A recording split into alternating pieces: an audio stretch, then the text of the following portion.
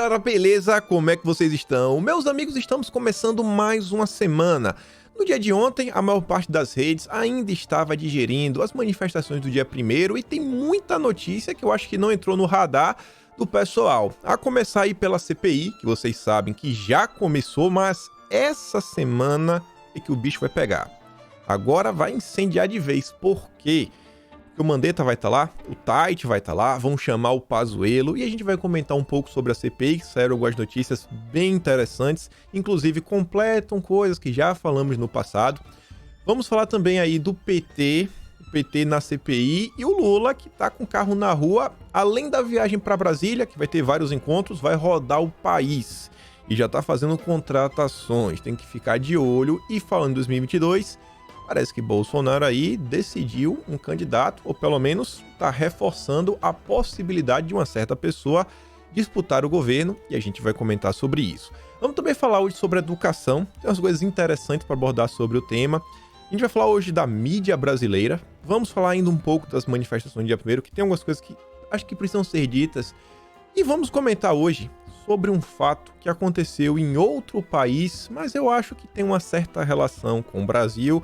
A mídia está até ensaiando aí promover uma certa crise que envolve o Eduardo Bolsonaro, umas coisas que ele falou no dia de ontem, que o Rodrigo Maia rebateu, a Vera Magalhães postou, mas apagou, e já começou a dar uma certa confusão. A gente vai comentar sobre isso, tudo no seu devido momento, falar um pouco até do MBL hoje, Felipe Neto, algumas outras coisas, mas vamos começar falando sobre a CPI.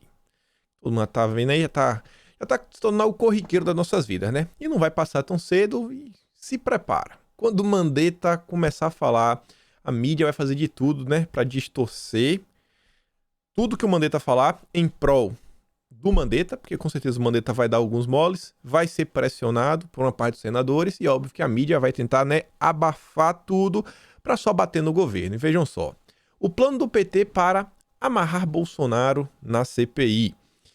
Humberto Costa, que foi ministro da Saúde e tem na sua equipe o também ex-ministro da área, o Arthur Chioro, estabeleceu uma relação entre as liberações de verba do governo para combater a pandemia e o comportamento de Bolsonaro no Planalto. Esse cruzamento apontou fenômenos que complicam a situação do presidente. Ele mostra, por exemplo, que, enquanto Bolsonaro esteve no modo gripezinha, fazendo piadas, esnobando alertas, o dinheiro na saúde seguiu travado. Você vai entender o que é que o PT quer fazer. Para os petistas, o atraso na liberação de verbas, que só começou a jorrar com vigor a partir de agosto de 2020, contribuiu para o agravamento da crise e o avanço dos óbitos, já que o governo demorou a se preparar e socorrer estados e municípios. A narrativa é que o PT, uma das narrativas, vai tentar emplacar ao longo dessa semana. Vão tentar jogar com o Mandetta, vão tentar jogar com o Tite. O Mandetta aí, óbvio, que o Mandetta tá nesse período aí, né? Na verdade, ele sai em abril, então ele pode falar pelo menos do início da pandemia e bater o martelo que realmente não teve. E outros grupos, que é o quê? Que o governo não quis liberar a verba. É completamente o contrário do que a gente viu, né? Completamente diferente. Mas eles vão tentar levantar essa narrativa a todo custo. E olha só, para você ver como a esquerda não perde tempo. Eles trabalham puramente na narrativa. Eles não têm fato nenhum. Não tem nenhum fato. Zero. É só narrativa.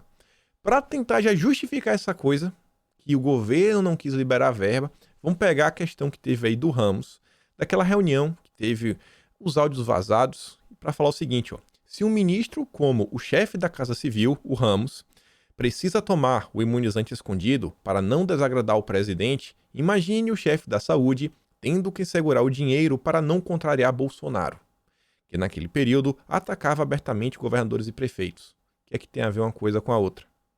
O governo federal, inclusive, foi o primeiro a decretar, né, situação de calamidade, muito antes dos governadores. Na época, o governo falou, cara, situação de emergência. O Dória falava, que nada, tá de boa. Carnaval, não vamos acabar com o carnaval. Isso porque já tinham matérias falando, já tem casos em São Paulo. O Dória falou, tem 4 casos. Tá de boa. Não pega nada. Mas vamos tentar, né? Então, já que vazou o Ramos, falou isso. Vai tentar juntar uma coisa com a outra. Nada a ver com nada. Mas você sabe, a imprensa vai fazer o papel dela. Já se prepara, é uma das narrativas que devem vir. E aí você vê, aliados de Mandetta serão uma ferramenta de bolsonaristas contra ex-ministro na CPI. Na próxima terça, amanhã já é amanhã, o Mandetinha abrirá a temporada de depoimentos na recém-criada CPI. Dele, senadores querem saber, por exemplo, como foi pressionado a endossar a prescrição, do remédio polêmico para pacientes e que explicações tem a dar sobre as orientações gerais do governo, poucas semanas após a chegada da pandemia, de que brasileiros com suspeita de infecção não deveriam procurar hospitais se não apresentassem falta de ar. Se lembra? Fique em casa, até faltar ar. Quando faltar, você vai. Vamos perguntar isso pro Mandetta, mas também vou querer, saber, Mandetta, e aí? O governo te obrigou, sabe? Sem eficiência, o polêmico, aquele medicamento polêmico.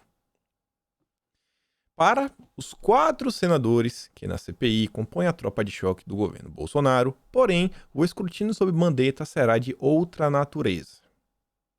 Sem alarde, senadores governistas, dentro e fora da comissão, estão preparando requerimentos para que seja possível esmiuçar os contratos e licitações celebrados nos cerca de 15 meses da gestão do ex-ministro da Saúde em busca de desvios de recursos. Quem não lembra do 1,2 bilhão que o Mandetta, utilizou para comprar respiradores lá com chefes do Dória? Muito suspeito na época, o valor extremamente alto. Mesmo antes da pandemia, auxiliares do presidente Bolsonaro sempre suspeitaram que 2 aliados de Mandetta, os ex-deputados Abelardo Lupion e José Carlos Aleluia, seriam a chave para tentar desmoralizar o aliado e tentar destruir as pretensões eleitorais do ex-ministro. A galera veio para cima do Mandetta também. A gente vai ser o termômetro. E aí, será que a base do governo não é é uma base longe de ser uma base de direita? Mas e aí essa base? Agora é hora de medir, o apoio que Bolsonaro deu em determinado momento, também das eleições para Câmara e Senado, e ver agora, se vai colher algum resultado disso. A gente vai pegar. Terça-feira promete. E é isso, essa matéria aqui é uma matéria de 3 linhas. Pode parecer pouca coisa. Mas a matéria você já viu. Omar, independente ou governista. Não é oposição, Independente, o governista. Parece assim que ser governista é algo horrível. Você não pode ser governista. Por quê? Porque a gente sabe, que a CPI tem que determinar que Bolsonaro é culpado. Não tem outra opção. Bolsonaro é culpado e acabou. Há um interlocutor que perguntou se, afinal, o presidente da CPI, Omar, é governista ou independente, como ele se define. Um senador foi sucinto. O Omar é flex. Flex porque ele não tem opinião, porque ele joga dos 2 lados. Mas quando ele joga dos 2 lados, em qual lado ele às vezes tá mais? Ele pende para um, pende para outro? Não sei.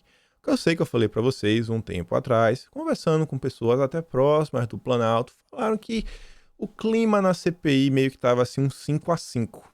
Eu realmente não saberia falar se eu falar que 5-5 tinha um voto meio que tava neutro de Minerva. Não saberia dizer se o Omar seria meio que esse voto neutro ou poderia estar pendendo. Mas o cenário da oposição fechada num G7, o pessoal não consegue acreditar muito nisso.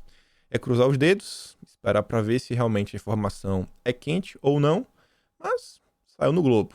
Vamos esperar para ver aí, ao longo da semana, qual vai ser o comportamento, do Omar. Principalmente se olhando no critério macro. Com certeza, como é flex, vai dar umas boladas nas costas do governo, mas vamos ver se também vai dar umas boladas na costa, da oposição, que só quer atrasar o avanço do nosso país. É só isso que eles querem. Porque quanto mais caos, melhor, para se venderem como salvadores em 2022. E aí, como a gente falou, a matéria que saiu, com a palavra governista, saiu outra matéria, com a mesma palavra do governista, agora no Estadão. Para você ver o ódio que a política tem, a imprensa tem, a oposição tem, de qualquer pessoa, sabe? Que, sei lá, comungam dos mesmos valores de família, que realmente nós temos. Sabe, políticos, a gente não quer aquela política da era Lula, que todo mundo conheceu a política da era Lula. E você vê que carimbo de governista opõe partidos críticos a Bolsonaro a parlamentares. O cara é carimbado, olha, um governista. É quase um criminoso. Como assim ele é governista? Como assim ele apoia o governo? Líder do Podemos no Senado, Álvaro Dias, se encontrou recentemente nos corredores da casa com o colega de partido Eduardo Girão e fez um alerta. Você precisa tirar esse carimbo de governista que lhe deram. O Girão não pode ter o carimbo de governista. E sabe por que ele tem esse carimbo? Embora seja de uma sigla que faz oposição ao presidente, Girão é visto pelos pares como integrante da tropa de choque governista na CPI. O senador cearense defendeu que a CPI se estendesse aos governadores e prefeitos.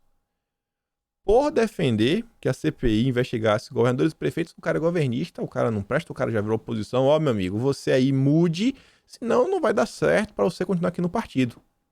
A matéria continua, fala de várias pessoas, dá um exemplo também do José Medeiros. Inclusive, o deputado, ele é deputado federal pelo Podemos, é o cara que Bolsonaro falou, pô, tem um senador já, né? Já tem um senador. Outro nome agora é Mato Grosso do Sul, o José Medeiros. Mas falou, pô, tem um senador lá, né? E ele falou o nome do Medeiros, pô, o cara até PRF e tudo mais. Ele soltou uma vez no cercadinho, recentemente, semana passada. E aí fala, você vê, as pessoas, o simples fato de apoiar o governo, e apoiar sim, o José Medeiros apoia o governo mesmo. O Girão é bem naquela, né? Porque, um grande exemplo, quando das maiores pautas que elegeram Bolsonaro em 2018, o direito de você se defender, de comprar uma ferramenta, o Girão é contrário.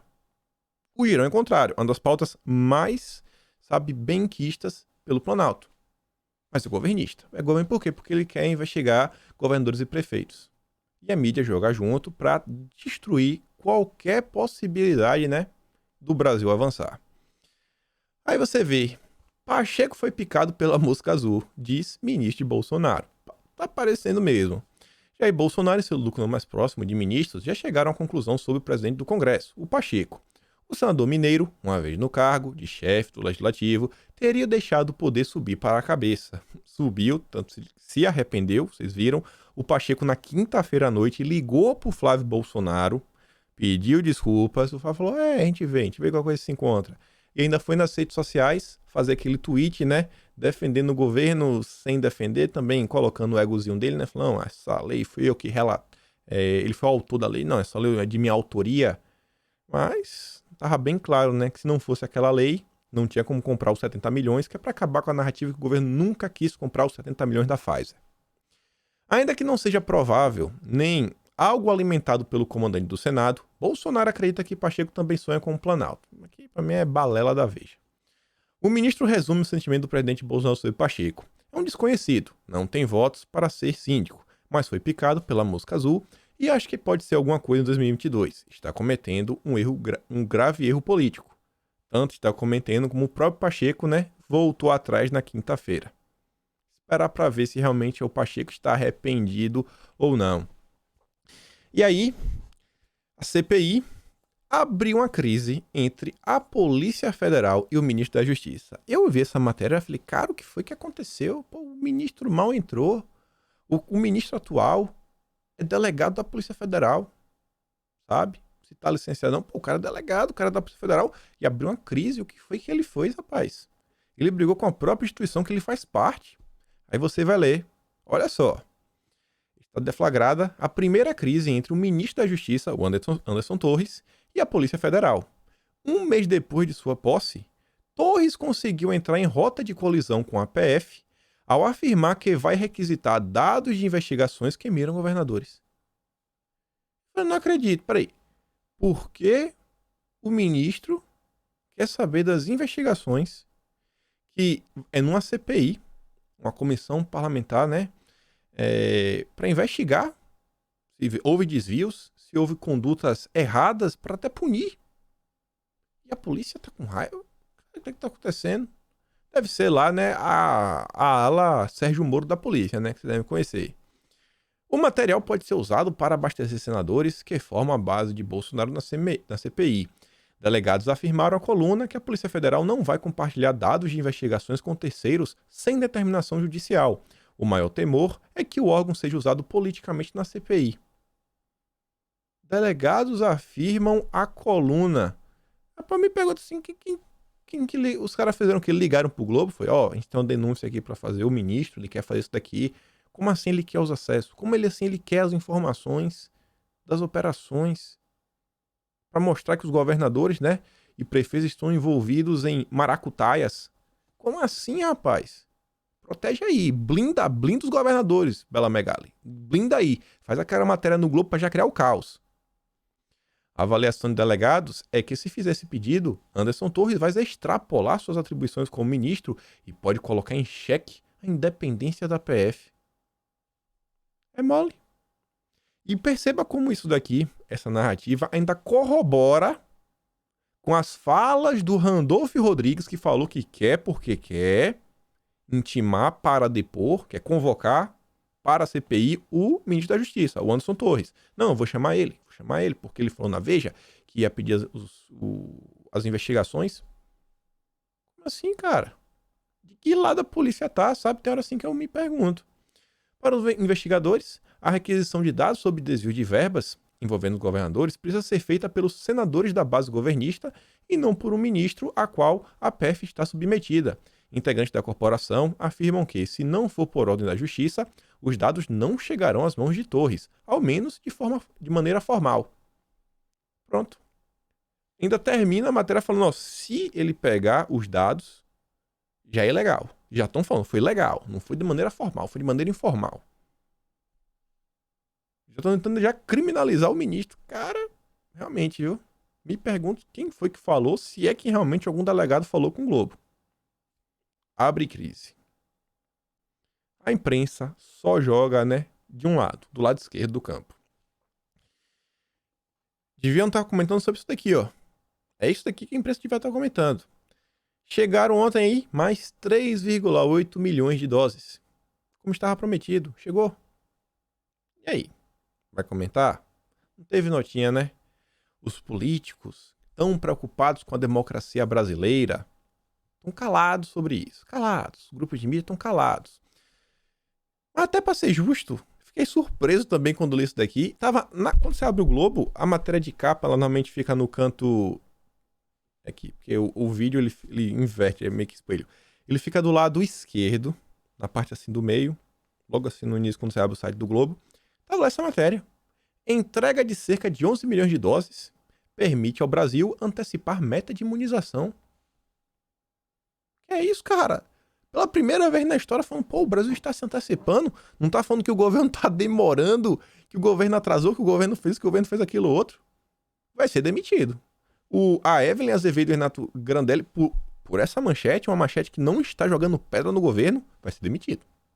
Vai ser demitido, não é possível. O galera do Globo, quando lê a manchete, fala, cara, por que vocês não estão criticando o governo? Como assim vocês ousaram falar que, pô, o governo aí tá acelerado? Aí você vê, ó, as novas remessas que chegaram possibilitaram que o país imunize no ritmo considerado ideal pelos pesquisadores, 1,5 milhão de doses por dia. As novas remessas que chegaram possibilitaram que o governo federal entre o ritmo considerado ideal pelos pesquisadores. Em seus cálculos, o país precisaria de 1,5 milhão de doses aplicadas por dia para concluir a proteção dos grupos prioritários, formado por 80,5 milhões de pessoas, ainda neste semestre. Óbvio, no longo da matéria fala, ó, o governo tem que garantir, porque ó, aquela coisa, né, a gente não sabe se vai ter para amanhã, se vai ter para depois da manhã. Não pode dar mole, não pode perder tempo. Tem que ter certeza que não vai faltar nada. Mas certeza que não vai faltar nada. Mas tá aí, né? Viu? É verdade. Quem diria, viu? Quem diria? Primeira vez que eu vi uma matéria falando que o governo adiantou alguma coisa. Já é um início. Já é um começo. Imagina se a mídia fosse isso daí. Trazendo matéria, gente, que querendo ou não, você sabe que o brasileiro é tudo de manchete. O cara lê aquilo, nada, bate um sentimento de esperança. Esperança no coração. Sabe, o humor da pessoa influencia muito. Muito mesmo. Pegar só um exemplo aqui bem rápido. O pessoal usa muito esse exemplo no âmbito da economia. Às vezes, tem o dinheiro rolando, tem tudo, as pessoas estão... Mas começa a sair matérias falando assim, ó, vai entrar uma crise. Todo mundo começa a ficar com medo e fala, pô, se vai começar uma crise, eu vou começar a poupar dinheiro. E as pessoas param de meio que gastar o que gastariam normalmente, param de investir porque acham que vai vir uma crise, e a economia estagna, por quê? Porque o clima é de tensão, não é um clima bom. Imagina se a imprensa jogasse a favor do país. E aí, olha só o molusco, não para. já convidou aí o Franklin para cuidar das redes sociais de sua campanha. Já tá tudo engatilhado. Enquanto isso, no governo federal, tá lá a briga, né? Pra saber quem que vai chefiar a campanha de Bolsonaro. Eu sei quais são as confusões que estão tendo, porque é confusão besta. Mas não vem ao caso. Lula convidou o ex-ministro Franklin para cuidar das redes sociais de sua campanha. Agora, a prioridade de Lula é achar alguém para tocar a campanha de televisão. Lula ficou apreensivo com o casamento de Ciro Gomes com o João Santana. Até porque o João Santana é um arquivo vivo da era do PT, né? Ele viu de perto, mas de perto mesmo, né? O que o Lula fazia. Viu tão de perto que o Joãozinho, né? Passou um tempo sem sua liberdade, né? Sem a sua liberdade. Ficou em casa, de boa, mas sabe como é, né? Viu o sol nascer quadrado um pouquinho. E o Lula tá aí. Não tá perdendo tempo. Não está perdendo tempo. PT vai lançar TV própria durante a CPI para ganhar terreno na internet. A gente já sabia que a CPI seria um palanque político. Mas uma TV me surpreendeu, sério. Não, eu sabia que o PT ia tirar vantagem. Mas ia tirar vantagem, óbvio. Agora, uma TV. Eles vão criar uma TV. Sabe? Tipo assim, é como se fosse... Você vê, olha só. O PT vai lançar durante a CPI a TV PT. O partido quer tentar ganhar terreno na internet, meio em que adversários bolsonaristas lideram desde 2018. A ideia é cobrir a comissão em tempo integral para explorar o máximo desastre governista na condução da pandemia. Debates, comentários e participação ao vivo dos parlamentares vão ajudar com boa cobertura. Já entenderam como é, né? Em loco, em campo, todos os deputados ajudando, transmissões, podcast, entrevista. Fazer um circo. O PT vai fazer um circo. Eu vendo do PT, mas cara, é CPI, né? Eles deixam claro, não é pelo Brasil. Nunca foi. Nunca foi. É apenas pelo projeto político dessa gente. E aí o Lulinha, que já tá com viagem marcada para Brasília, promete ter pelo menos 20 encontros, também vai cruzar o país e filiar políticos de peso ao PT. Parece que não é só o Lula que tá fazendo essa estratégia não, viu? De filiar gente. Lula deve voltar a correr o Brasil nas próximas semanas. Nas viagens, não afrontará o isolamento, mas vai procurar dar caráter popular à sua caravana na pandemia. Pretende mostrar que o PT está renascendo, abonando uma série de filiações de peso, uma vez que, desde que recuperou os direitos políticos, o partido tem alargado o número de filiados. Em Pernambuco, por exemplo, João Paulo, ex-prefeito do Recife, deve voltar ao PT depois de trocar a legenda pelo PCdoB em 2018. No Espírito Santo, a estrela é o Fabiano Contarato, senador chatíssimo da rede. É padrão Randolfo Rodrigues. O PT vai ganhar mais um senador na bancada. A bancada do PT continua crescendo no Senado. Vai vendo, vai vendo. O PT não está perdendo tempo. Por outro lado, temos aqui direita. Estamos sem partido ainda. Estamos meio igual segue em tiroteio, mas você vê.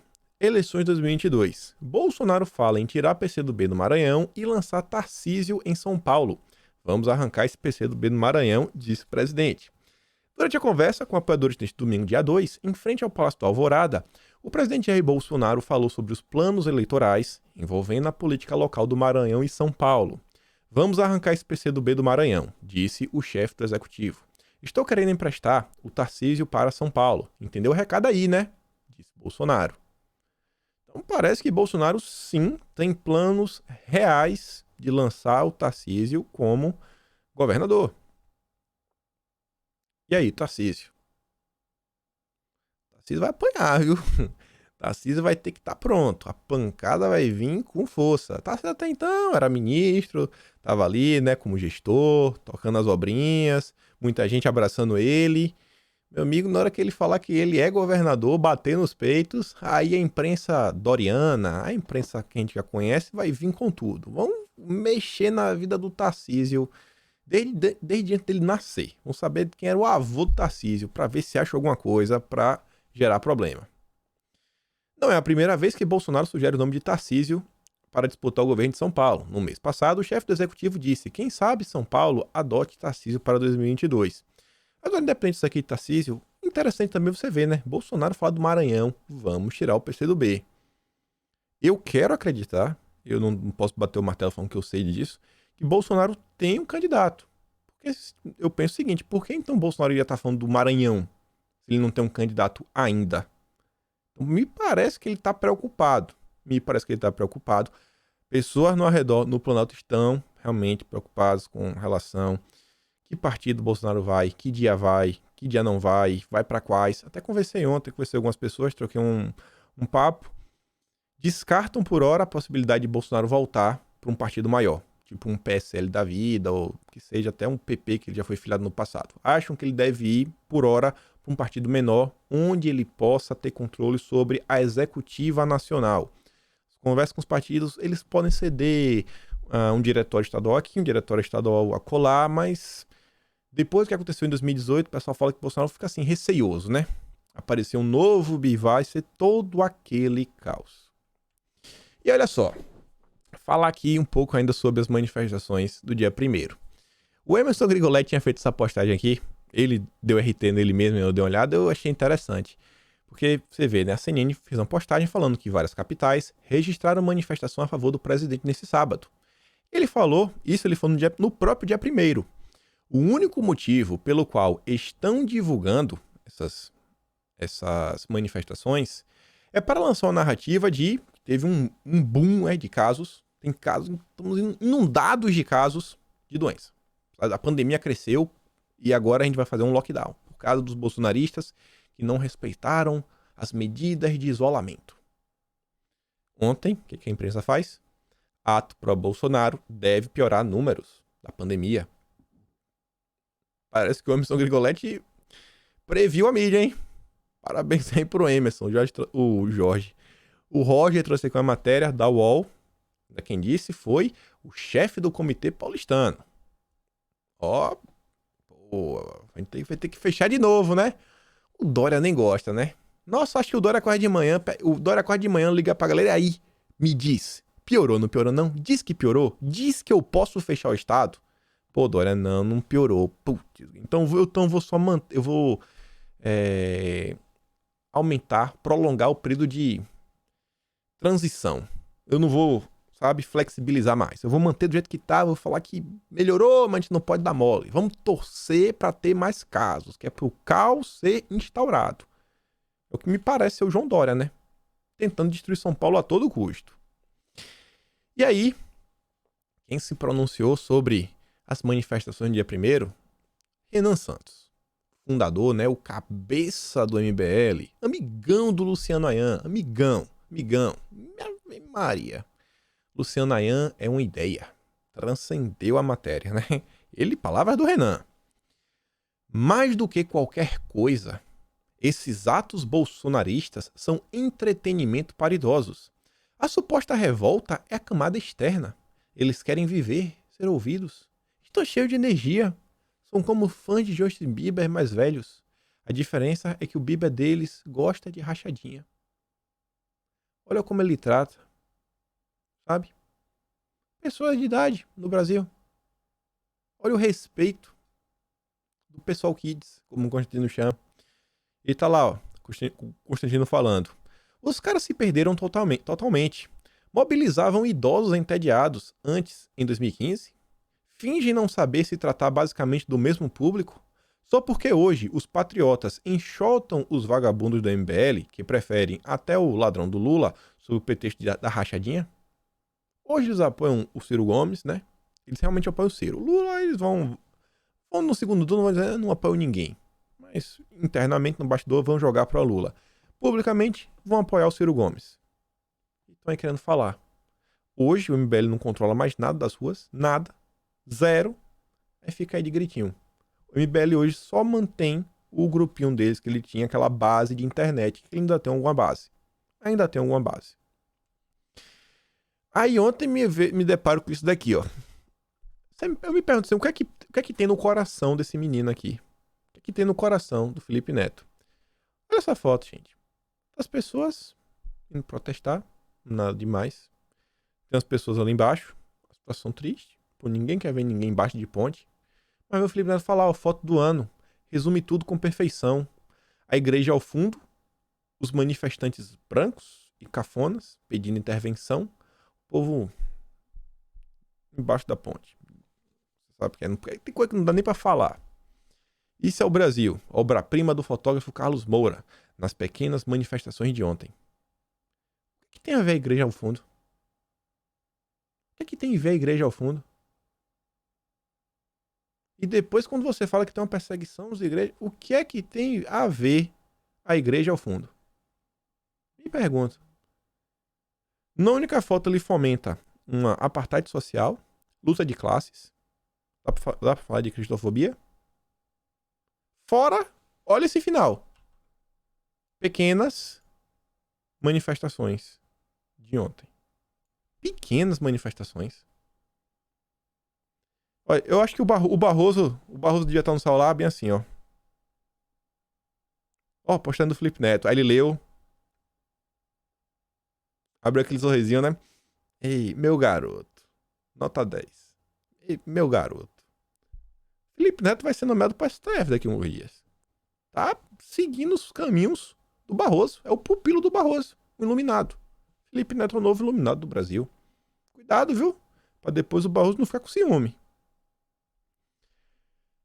O amor da imprensa pelo povo. Dessa vez a imprensa argentina.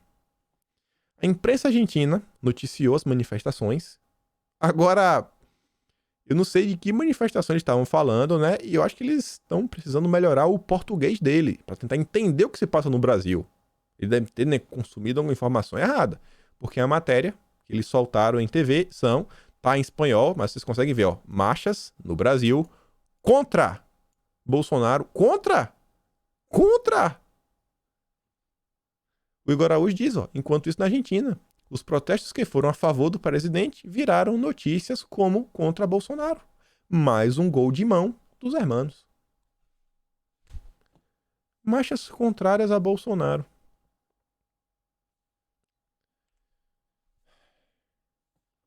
E essa matéria ontem? Essa daqui. O nível da imprensa. Aonde vai parar a imprensa brasileira? É inacreditável. Na disputa entre Lula e Bolsonaro, só há um extremista. Eu acho que a maioria de vocês viu essa matéria. Mas quem não viu, eu acho que vocês também já devem ter lido aqui. Mas o extremista é Bolsonaro, não é o Lula. Só tem um extremista, é o Bolsonaro. Repito o que disse em 2018. O PT jogou o jogo democrático. E Bolsonaro quer cancelar a democracia. O Petrolão foi democrático. O Mensalão quer dizer então que a democracia é você comprar deputados através de Caixa 2, dinheiro em malas, para votarem as suas pautas. Isso é jogar o jogo democrático? É mandar dinheiro para ditaduras? Fomentar o Foro de São Paulo? Ajudar que Hugo Chávez tomasse o poder na Venezuela e depois o Maduro? Ajudar El Salvador? Como disse eu, falo em um vídeo, a Nicarágua. A gente vai falar de El Salvador hoje. Isso é jogar o jogo democrático. E depois ele fala, estamos sendo atacados. Nunca foi tão difícil ser jornalista. Estamos sendo atacados? Atacados? Ataques por todos os lados? Na disputa entre Lula e Jair Bolsonaro não há dois extremistas. Há um, Bolsonaro. O centro deve procurar seu espaço, seu programa, seu candidato ou seus candidatos, porque o país precisa de alternativa e renovação, mas não deve se equiparar ao que jamais teve medida de comparação. O ex-presidente Lula governou o Brasil por 8 anos e influenciou o governo por outros 5. Não faz sentido apresentá-lo como se fosse a imagem, na outra ponta, de uma pessoa como o presidente Jair Bolsonaro. Aí faz a matéria criticando o Bolsonaro, falando inúmeros absurdos, coisas ridículas. Aí depois fala do Lula. O Lula não, né? O Lula teve uma política ambiental de excelentes resultados na gestão da Marina, do Carlos Mink. O país viu avanço na inclusão, né, de minorias. Na economia, houve erros e acertos. No campo institucional, escolheu ministro do Supremo qualificados. A gente tem um iluminado, o único iluminado brasileiro. O único cara candidato a ser o novo Jesus Cristo. Quer dizer, né? Eu acho que já até superou. Aí de você que discorde. Se você discordar do Barroso, meu amigo. O Barroso vai entrar pra história. Quem foi Gandhi, Buda, Jesus? É o Barroso que a gente tá falando. É o ser mais iluminado do Brasil. E nomeou procuradores gerais da lista tríplice. O Ministério Público é todo aparelhado. A gente tá vendo como é o Ministério Público. De um lado, os regressistas, né? Chamam de progressistas. Os regressistas. Do outro lado, os lavajatistas. Um outro gato pingado que quando aparece alguma vaga, tipo assim, pô, quem que vai nomear pra aquela vaga? A gente não... mal conhece. Até porque a gente sabe como são, né, as universidades do direito. Nomeou lista tríplice. Bolsonaro ousou nomear o Aras. O Aras não era o petista? O Aras era o petista. Agora o Aras é o autoritário. Bolsonaro quer devastar a floresta, capturar as instituições e seu governo exibe preconceito como se fosse natural. Bolsonaro faz ataques sistemáticos aos veículos de imprensa e jornalistas. E o Lula? Pô, o Lula libera dinheiro, né, cara? O Lula paga. A gente surfava. Os gastos com publicidade no governo Lula eram mais de 2 bilhões. No governo Bolsonaro deu 200 milhões, 10%. 10%. O povo tá louco, não tem dinheiro. Mas ainda diz, Lula, pô, ele ameaçou impor, né, o que chama de regulação da mídia. Mas recuou. Não fez nada, foi só bravata, só falou. É diferente de Bolsonaro, né? Bolsonaro fez o quê? Bolsonaro tirou o dinheiro da imprensa, né? Que grande ataque.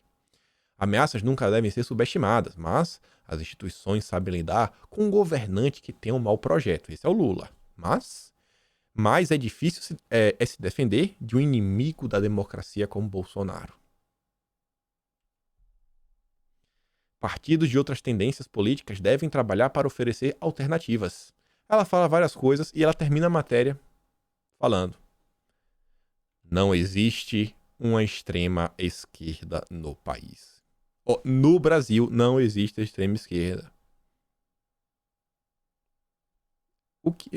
Eu tô com medo do que seria extrema esquerda. Se o PSOL, o PT, o PCdoB, se esse pessoal não é extrema esquerda, meu amigo, eu tô com medo do que é ser de extrema esquerda.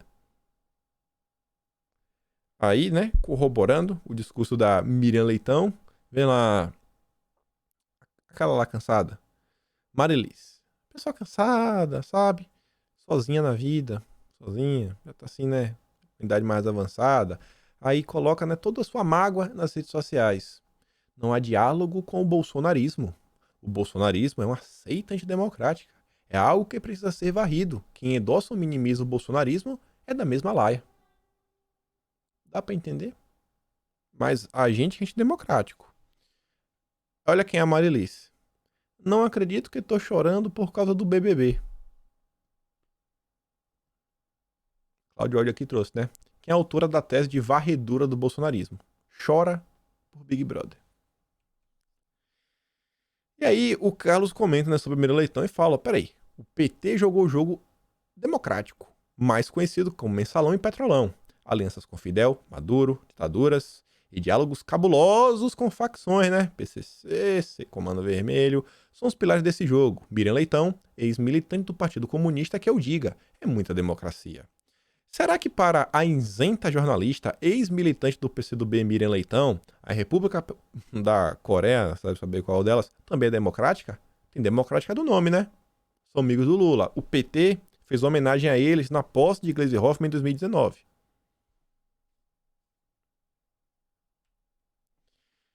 A campanha permanente da mídia e da esquerda para emplacar que Jair Bolsonaro é autoritário é tão grande que quase esquecemos que foi um comunista, ex-PSOL, que tentou tirar a vida do presidente, né? O Adélio. Em praça pública. E que são governadores e prefeitos que sufocam o próprio povo. Era que parece que vai esquecer, que é o tempo todo a mídia massacrando isso. É inacreditável, gente. Você vê, sabe, as pessoas bem que são controladas. O tempo todo controladas. Elas não sabem o que está acontecendo assim diante delas. Vivem uma completa ilusão. Sabe? Tá num véu de ilusão. Véu de ilusão. E aí, né? Esse aqui é o candidato deles. Achei até interessante, ó. A Renata trouxe aqui. O show do Lula foi sucesso.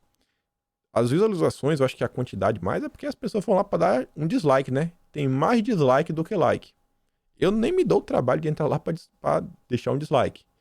Mas você vê, a grande mídia ajuda. A UOL pegou o vídeo do Lula pra postar no canal deles. De 1,34 milhão de seguidores, olha só. Lula faz discurso eleitoral e critica Bolsonaro em ato de 1º de maio. O próprio canal do Lula não fala de Bolsonaro, mas a UOL tá lá, ó. Sabe? Esperando, né, que os que os milhos voltem. O Lula... É o Lula, né, velho? O Lula escreveu errado. Pô, Lula, escreveu errado, Lula. Enriquece milho. É, cadê? Assim, ó, é milionários. Ou, né, milho. Olha aqui, ó, milho. Meu Deus do céu, velho. É o Lula, né, velho? Se escrevesse certo, eu ia ficar surpreso. Lula tem que voltar, tomar umas aulas, sabe? Se inscreve nos cursos do Nadalim, curso de alfabetização baseada na ciência, Lula. Aí tá tudo resolvido. E é interessante também as manifestações, o pessoal aqui achou, manifestação de oposição, essa aqui são as do bem. Tem até um vídeo, o vídeo completo mostra várias pessoas do MST. E você vê, ó, é um carro, aqui tá pequeno, mas tá escrito aqui, Secretaria Estadual, aqui é no Rio Grande do Sul, os caminhões do governo sendo utilizados numa manifestação fora Bolsonaro. E no vídeo você vê pessoas com a camisa do MST. Eu não vou afirmar que essa menina tá, porque eu tô vendo ela de lado. Mas tem um vídeo. Não vou passar o vídeo. E ontem, gente, quero falar com vocês de um assunto. Porque tem gente que ainda insiste naquela, mas tá no momento que precisamos nos unir, nisso, naquilo, daquilo outro. Pessoal, escuta só esse áudio aqui, numa boa. Escuta de coração aberto. Escuta de coração aberto isso daqui. Até porque você foi pras ruas. Olha o que o grande leão conservador tava falando. Eu quero agradecer a todos os companheiros do PTB, todas as companheiras do PTB, os nossos leões, as nossas leoas conservadores. A festa de hoje foi a festa do PTB em todo o Brasil. Todo o Brasil, Rio, São Paulo, Minas, Rio Grande do Sul, Paraná, Santa Catarina, Sergipe, Piauí, todo o Brasil. Todo o Brasil. Fomos nós do PTB no Ceará, o novo PTB do Ceará, né? Porque o velho já ficou para trás, o novo PTB do Ceará. Fomos nós que fomos para a rua e fizemos a festa. Esse foi um áudio vazado no WhatsApp. Quer dizer que foram as manifestações do PTB? Eu jurava que foi as manifestações do povo brasileiro, sabe? O povo brasileiro em apoio ao presidente da República. Parece que ele tá capitalizando pra cima dele, né? A gente diz, ó, Bob está lá, aplaudido pelas bravatas, arregimentando milhares, faturando em cima de Bolsonaro. E conforme sua assessoria de imprensa oficial, teve até atentado. Falaram, né? Olha, ele teve que sair escoltado. Foi. Ih, rapaz. Como o famoso livro de marketing político, A Jornada do Herói. O Leão faz sua própria versão copiando a jornada de Bolsonaro. Parou por aí? Você vê lá, ó, a Graciela. Tá lá também na cúpula do PTB. Vi isso aqui ontem, a intenção é mesmo de dar uma de MBL, dono de manifestação. Ela tá lá, o PTB foi para as ruas. Mostramos que dignidade é comida na mesa e dinheiro no bolso do cidadão. Essa data ficou marcada pelas famílias de bem, o trabalho ainda é o maior programa social. E aí, pessoal? Olha isso aqui. Aqui na página do PTB. Como parte da agenda realizada em São Paulo neste fim de semana, membros da Executiva Nacional do PTB participaram da Marcha pelo Trabalhador na Avenida Paulista. Marcha? Que marcha? Teve alguma marcha pro trabalhador ou teve uma manifestação em apoio ao presidente da República? Me explica aí o que foi que aconteceu. Marcha? E vocês já estão, acho que todo mundo assim, calejado com o STF. Você já conhece o STF de perto, né? Vocês conhecem o Xandão. Todo mundo conhece o Xandão. E aí eu pergunto pra vocês. você fazer um discurso contra o Xandão, sabe? É complicado, né? Você não faz. O Bob fala o que quer, né? E nunca nada aconteceu com ele. Não é muito estranho isso?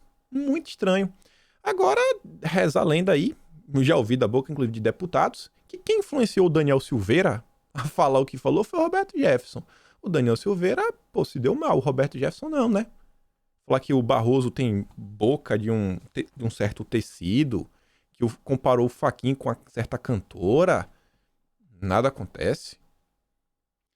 E olha o que ele falou ainda lá em São Paulo. E me diz, esse tipo de fala aqui ajuda em alguma coisa? Olha só. O banco tá horrível.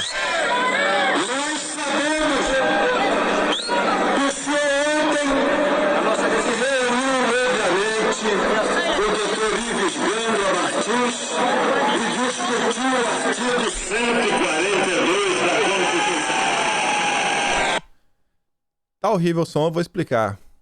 Nós sabemos que o senhor, no dia de ontem, debateu longamente com Ives Ganda Martins sobre o artigo 142 da Constituição. E o povo... Vem cá, pessoal, ajuda em quê? Ainda que Bolsonaro... Vem cá, ainda que Bolsonaro tivesse discutido, adianta em quê? Ele falou isso pra quê? Ó, Bolsonaro ali, viu? Quer dar um golpe, viu? Onde é que esse cara quer chegar, velho? Mas não, né? Ele tá do nosso lado. Sabotou todas as possíveis idas de Bolsonaro para alguns partidos. Está oferecendo para a campanha do ano que vem. Tentou cooptar, tá tentando cooptar um dos nossos deputados, um dos nossos deputados assim, mais famosos da direita. Ofereceu, ó, as eleições do ano que vem, se você vir um PTB, são 5 milhões mais o diretório do seu estado. Eu sei disso porque o próprio deputado me contou. Mas ele é da direita. Ele tá ajudando. Eu não sei no que. Até agora não ajudou em nada. O Luiz Carvalho, ele tinha feito uma postagem no dia 23 de julho. E aí, eu vi rolando lá na timeline do Twitter, eu parei e falei, cara, peraí. O Roberto Jefferson tinha ido no Terça Livre, ano passado. Com certeza foi antes de julho, naquela data ali. E deu uma entrevista. Esse aqui foi um dos momentos. Aos 5 minutos e 50, o Ítalo perguntava, ó, agora o senhor está de volta à vida pública. Qual que é a perspectiva que o senhor tem? Que futuro o senhor espera de suas ações agora? Bob Jefferson. Eu quero construir o grande partido. Em 2019, tiveram as reuniões da Executiva Nacional do PDT, no site oficial do PDT tá lá, eu já gravei vídeo sobre isso, onde eles determinavam que precisamos fazer um plano para aumentar o nosso número de deputados, vereadores, prefeitos e tudo mais. Mas ele mudou, né? Ele mudou. Criticava o conservadorismo até 2020. Virou a chave em 2020, ele tem texto escrito do próprio punho, assinado por ele, criticando o conservadorismo, mas ele mudou. Ele pagou as penas, é porque ele pagou a pena, o pessoal seguiu, não, ele pagou a pena, então ele virou conservador. É porque ele fala, né, quem tem boca fala o que quer. Eu não tenho mais ambição de voltar à Câmara dos Deputados ou ao Senado. Mentira, ele já falou agora que ele vai ser candidato. Ele já falou, já mudou de ideia de novo. Assim como ele muda de ideia, né, ele mudou de ideia e virou também um conservador. E a grande conversa que tem nos bastidores é que Roberto Jefferson fez o que fez com Daniel Silveira para tentar surfar no capital político dele e tentar se lançar como senador. É uma das grandes conversas. E ainda tem gente que diz, né, que Roberto Jefferson não acharia ruim caso Bolsonaro fosse considerado inelegível, né? Porque já que ele tem um partido, ele podia se lançar até a presidente.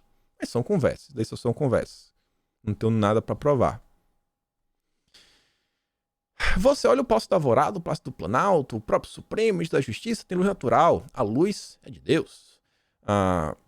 Não há luz de Deus no parlamento brasileiro. Eu cansei. Eu quero presidir o PTB. Eu quero fazer o PTB o grande partido, quiçá o maior do Brasil.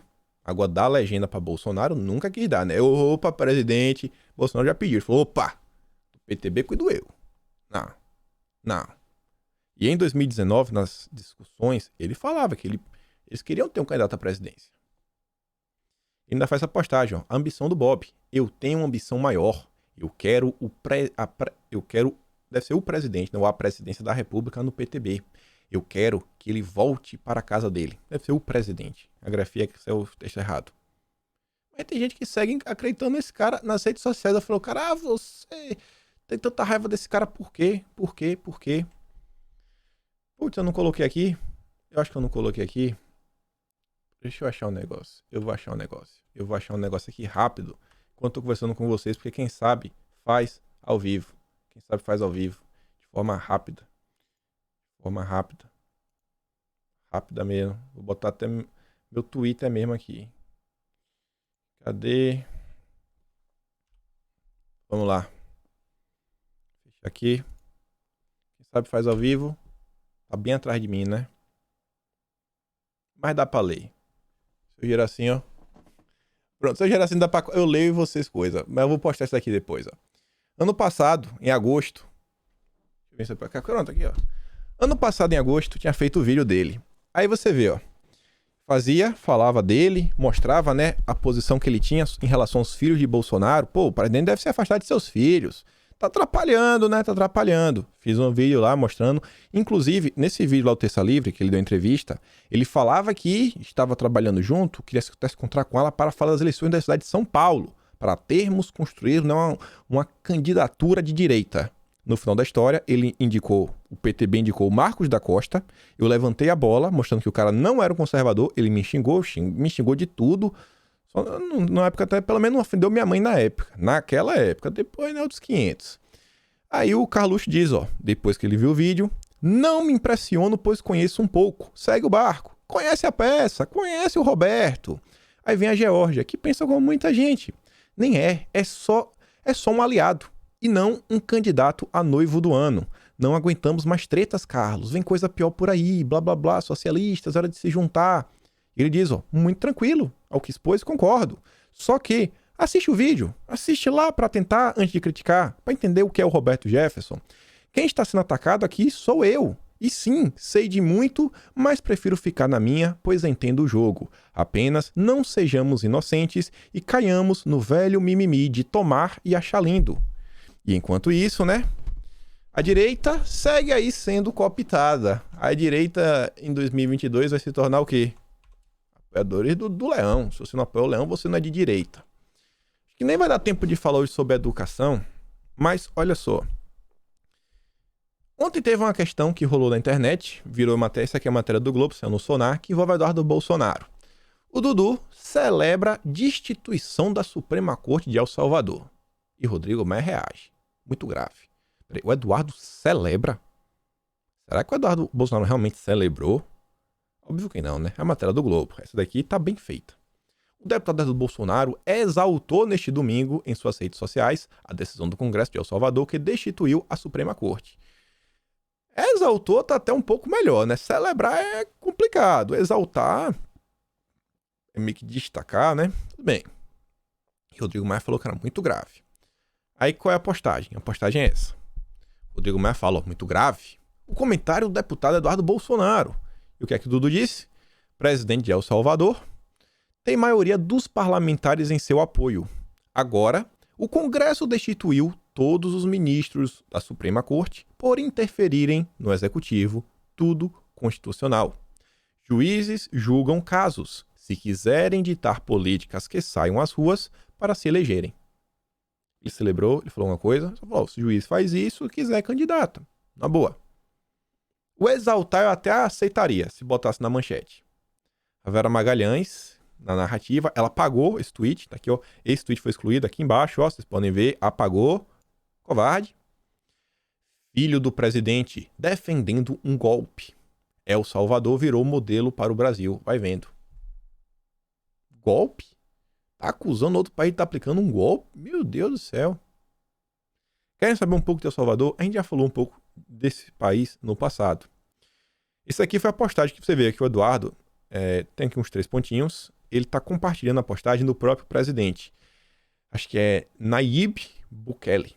Não sei como pronuncia o nome dele. Mas diz, ó. Aos nossos amigos da comunidade internacional. Queremos trabalhar com você, negociar, viajar, nos conhecer e ajudar onde podemos. Nossas portas estão mais abertas do que nunca, mas, com todo respeito, estamos limpando nossa casa e não é da sua conta. Qual é a situação que El Salvador hoje vive? Olha aqui, né? Congresso destituiu membros.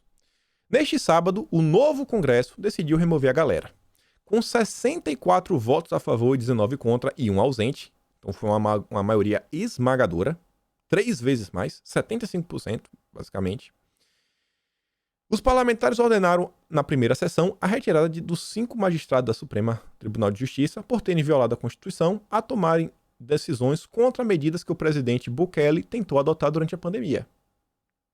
Acusado de políticas autoritárias, Bukele teve várias de suas ações bloqueadas nos últimos anos pelo legislativo oposicionista e pelo judiciário, que ainda permanecia isento.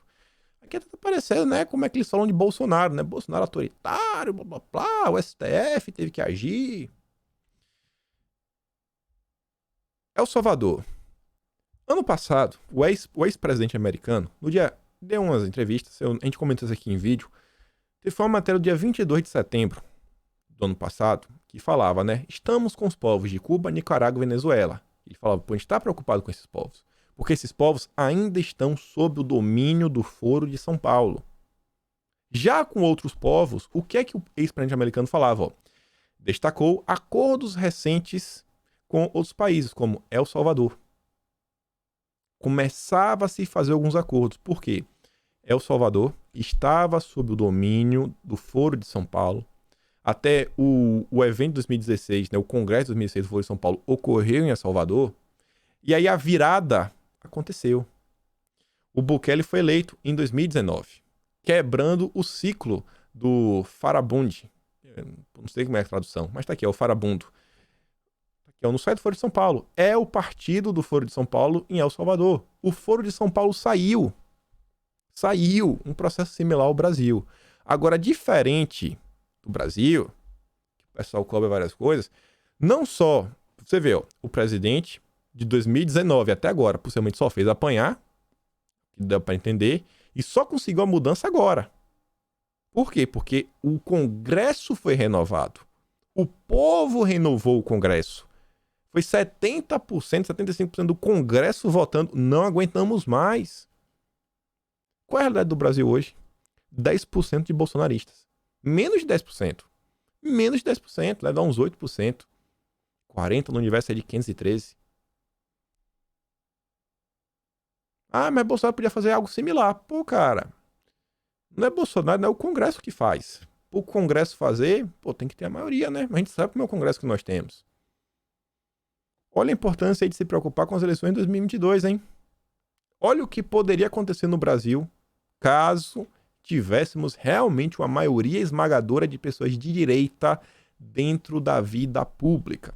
No Congresso, no Senado, nas câmaras estaduais, prefeituras. Sonhar é bom, viu? Sonhar é bom.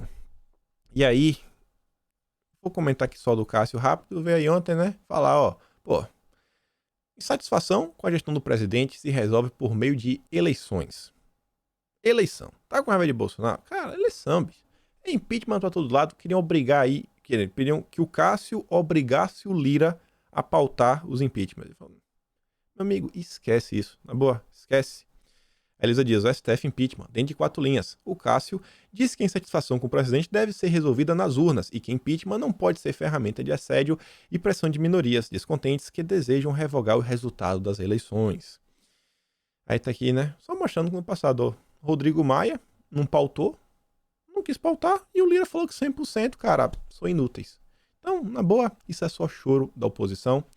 Eu ia falar umas coisas de educação, comento amanhã, que são coisas relativas, são notícias boas que envolvem inclusive a questão principalmente da série de alfabetização, mas eu quero mostrar para vocês uma coisa que eu achei sensacional, que eu me pergunto como alguns ministros do STF devem ter reagido, que foi isso daqui, ó.